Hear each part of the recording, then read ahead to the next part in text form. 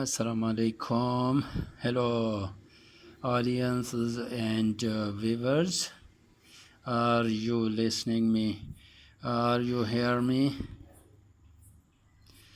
Okay, let's start. But first of all, I would like to put a question to you, and you think you are. You know that moon is considered is feminine, while in the sky its partner is the sun, which is considered is masculine. Viewers, you should tell and think over electron and proton, which one is masculine and which one is feminine. This, you should also tell me about Newton, what will be its position. Now let us come to the topic conceptual questions of chapter 11, electrostatics. Question number 1 is that the electric potential is constant through a given region of space. Is the electric field intensity zero or non-zero? So here the answer is that it may or may not be equals to 0. For reason V is constant, therefore electric field intensity will be 0, but sometime V is constant. But the electric field intensity is not equals to 0. For explanation, consider a hollow charged sphere which is positively charged. We take 3 points inside the hollow sphere A, B and C. The electric potentials at A, B and C are equal and the values equals to kq by r. Now if we want to find the difference between any two points potentials, the difference of the potentials will be equals to 0. So therefore this delta V is equals to 0. Now let us check the electric field intensity. Consider the relation of the electric field intensity and the potential gradient. Here del V over del R is the potential gradient. Now you see that delta V is equals to 0 put here. Its value is 0, so therefore electric field intensity is 0.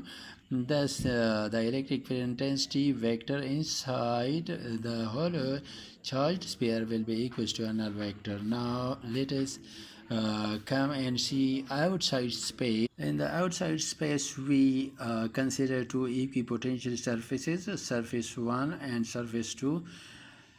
First consider 3 points on the equipotential surface 1, points A dash, B dash and C dash, and then find the electric potential values at point A dash, B dash and then at point C dash. The values are equal and equals to kq by r. Now if we want to find the difference between the electric potentials of any 2 points on this equipotential surface, the potential difference each time will comes out to be equals to 0. Therefore that V is 0. It means that potential is constant on this equipotential surface everywhere and at every point. Different experiments and observations, and practically we can also observe that if we placed a test charge outside a charged hollow sphere, so the test charge will feel a force and will be affected. It means that potential outside the charged sphere is maybe constant on equipotential surface at every point, but the electric field intensity cannot be equals to 0. Electric field intensity will have a non-zero value. Conclusion is that the electric field may or may not be 0. Sometimes it comes out to be 0, but sometimes it comes out to be a non-zero. Now let us come towards the second question. If a point charge Q of mass m is released in a non-uniform electric field with field lines pointing in the same direction, will its motion be rectilinear? So the answer is yes. Motion of the charged particle in a non-uniform electric field where the electric field lines are in the same direction, the charge motion will be rectilinear. Now we know that the electric field intensity equation is kq by r square, r unit vector. Here kq by r square is the magnitude, while r unit vector is the direction for the electric field intensity.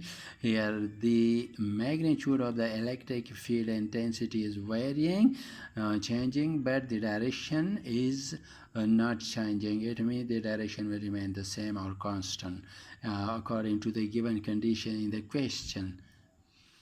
Now for explanation, consider electric field. Electric fields are of two types.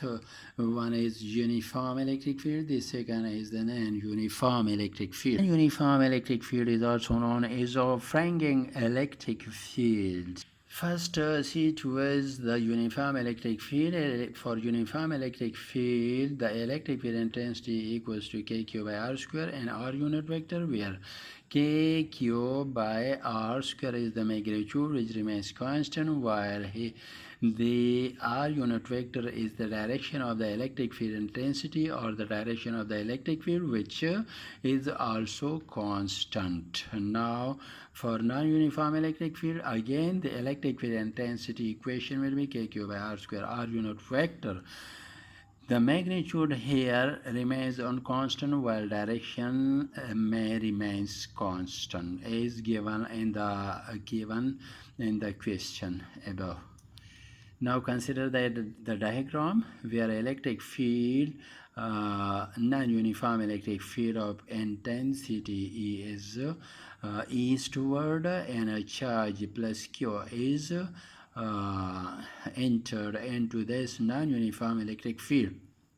This test charge will move rectilinearly. Here the lines are close, this line is away, this is far away. Similarly, below the lines are of different separations. It means that the magnitude of the electric field is different. Now the direction of the lines is same. It means that the direction of the non-uniform electric field is constant, while magnitude is varying or changing electric field.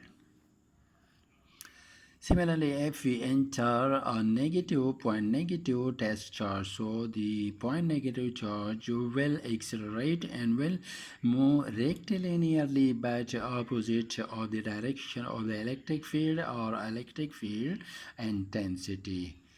The conclusion comes out to be charge Q will move rectilinearly. Now let us come towards the third question. What is the relationship between potential difference and the electric potential energy? So the answer is that yes, there is a relationship of the potential difference and electrical potential energy. Now consider charge Q naught, which is to be moved from point B towards point A in the electric field. Here the electric field between two plates of a capacitor is shown. This is a point B and this is point A, and this is the charge which is to be displaced from this point to this, from B point to A. Here at point B the potential energy is UB, while at point A the potential energy is UN. So the work done will be WBA equals to UA minus UB. Now dividing both sides by Q naught, we get this, and now after simplification, UA divided by Q naught equals to V. UA divided by Q naught equals to VA minus UB divided by Q naught equals to VB. So here we see that this is the difference of the electric potentials at point A and B, and it is denoted by delta V. So delta V comes out to be WBA divided by Q naught. This is the equation where WBA is the stored potential energy and is represented as delta U. So the electric potential difference equals to the change in potential energy divided by Q naught. This is the relationship of the potential difference and electric potential energy and the electric field. Next question is how about units of volts and electron volts related? How do they differ?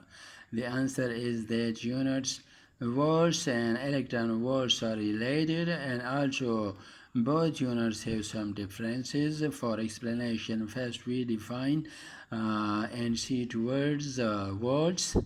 It is the unit of electrical potential difference or electric potential or voltage, and is defined as if 1 joule of work is done on 1 coulomb charge, potential difference or voltage will be 1 volt, that is 1J divided by 1C equals to 1 volt. Similarly, we can define electron volt, which is the unit of electrical energy.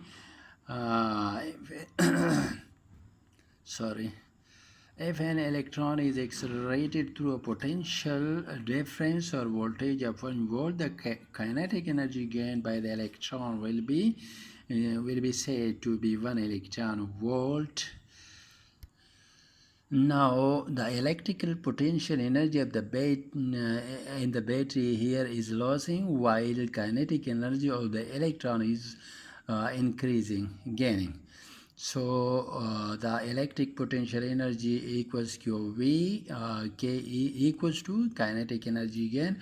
Charge of electron is 1e, while voltage of the battery is 1 volt, so kinetic energy gain will be equals to 1 electron volt. Here the electronic charge is 1.602 10 power minus 19 coulomb, and voltage is 1 volts. So here we see that this value of electronic charge is constant, and now the relation between electron volt and electron volts and volts comes out to be directly. So electron volt and volts are directly related. So for greater potential difference, greater will be the energy, and for smaller potential difference, smaller will be the electrical potential energy. The second question asked is that what are the differences in volts and electron volts? So volt is the unit of electric potential or potential difference or voltage, while electron volt is the unit of electrical energy. Volt symbol is V, while symbol for electron volt is EV.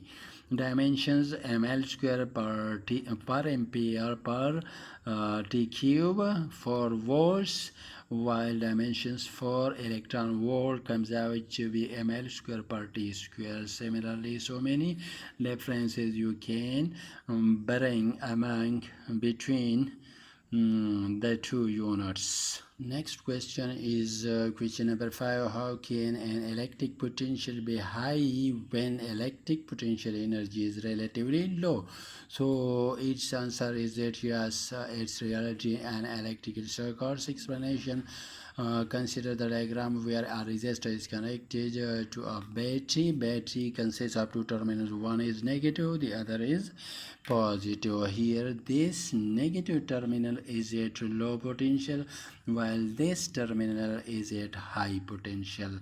Now if the key is closed, an electron starts to move over the circuit. So when this electron reaches here at this positive potential, so this positive potential, its potential energy potential energy will be very very low, while this terminal is at high potential. So for electron here at negative terminal, potential energy is high, but when the key is closed, it is accelerating opposite of the electric field, and finally will reach the positive terminal of the battery, where its kinetic energy will be maximum, but its potential energy will be lowest. So here positive terminal for electron, the potential is high, but its potential energy is low. Now let us come to question number 6. Can the potential of a non-uniformly charged sphere be the same as that of a point charge? So its answer is that yes, it is possible. So here we consider a charged sphere with C as a center.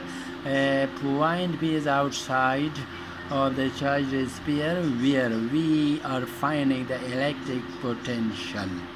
The distance of the point P from C equals to R.